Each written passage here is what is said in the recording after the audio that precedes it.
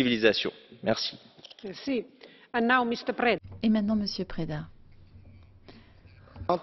Le groupe PPE a tenu à inscrire à l'agenda le débat sur la situation à Mossoul, car au-delà de l'enjeu de la lutte contre Daesh, primordial, il s'agit d'une situation humanitaire extrêmement délicate, car plus de 200 000 personnes pourraient être déplacées dans les prochaines semaines.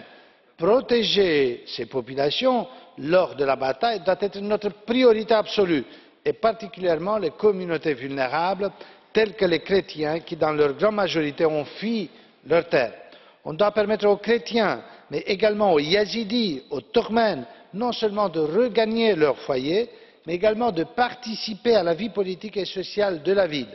Le sort des populations civiles est d'autant plus inquiétant que l'ONU a reçu des rapports sur les atrocités que les combattants de Daesh sont en train de commettre. En fait, ils se servent des civils comme des boucliers humains. La bataille de Mossoul est décisive pour le futur de l'Irak.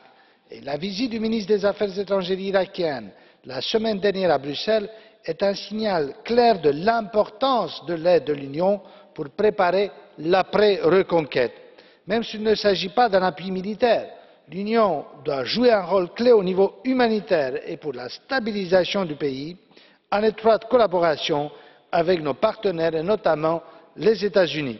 La stratégie de l'Union envers l'Irak a défini les bonnes priorités: la destruction des engins explosifs, le soutien aux services de sécurité et à l'état de droit. Il s'agit désormais d'accélérer leur mise en œuvre. Merci infiniment.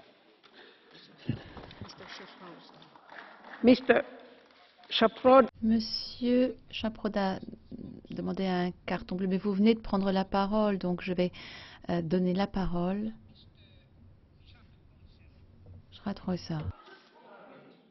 Schaffhauser. Mr. Schaffhauser.